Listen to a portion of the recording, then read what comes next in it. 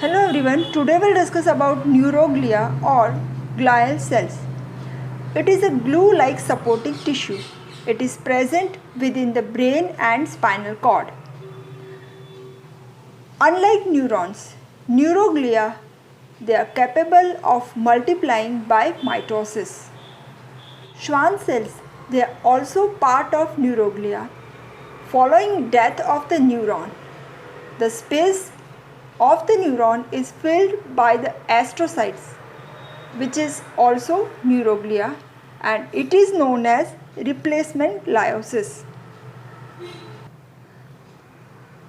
Neuroglia is numerous. It is about 10 times more than neurons. Glial cells may be divided in major two categories. One, that is macroglia, and second is microglia.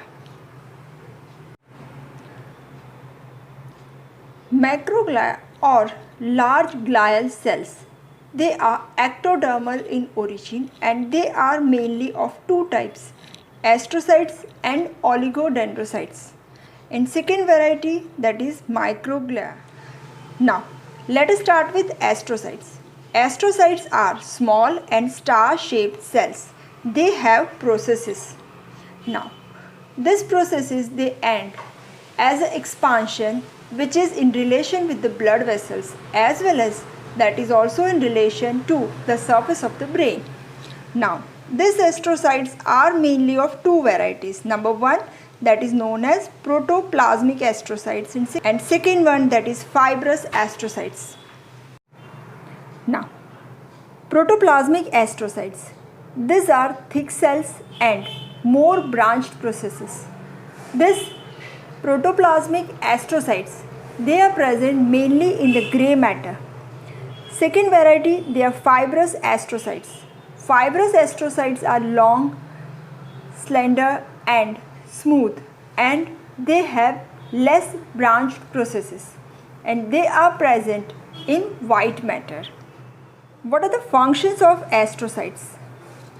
One of the most important function of the astrocyte is they form blood-brain barrier. As we have discussed, they give processes which covers blood vessels and they form blood-brain barrier. Another important function is they regulate synaptic activity. How? By maintaining optimum concentration of the neurotransmitter. Another important function of astrocyte is they secrete chemicals, and these chemicals they regulate growth as well as migration and interconnection of various neurons. Also, they have a function of support, transport, and inflammation and reparative reaction. These astrocytes, they are also important for the metabolism of neurotransmitters as well as neuromodulators in the central nervous system. They are also important for the maintenance of homeostasis. How? Because for the generation of nerve impulse in the central nervous system, extracellular fluid of the nerve, that is having proper concentration of ions as well as neurotransmitter which is required.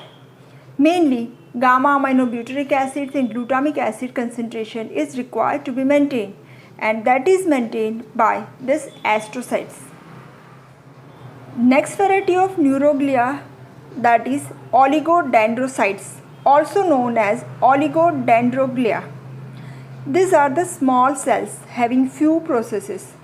Shape, they may be rounded or pear-shaped. They have scanty processes.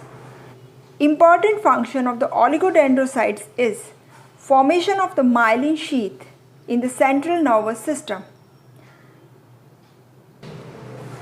You can see in the diagram that oligodendrocytes, they give multiple processes, and these multiple processes they form myelin sheath on many neighboring axons of the neurons.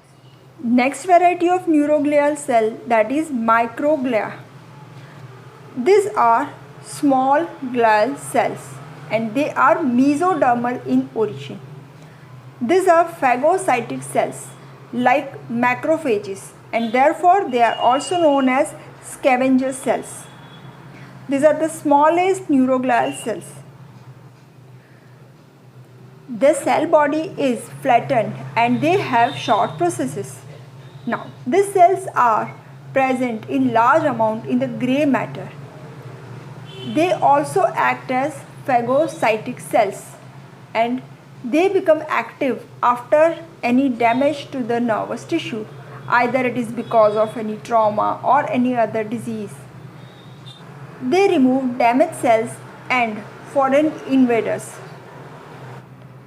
So this is all about neuroglia. Thank you.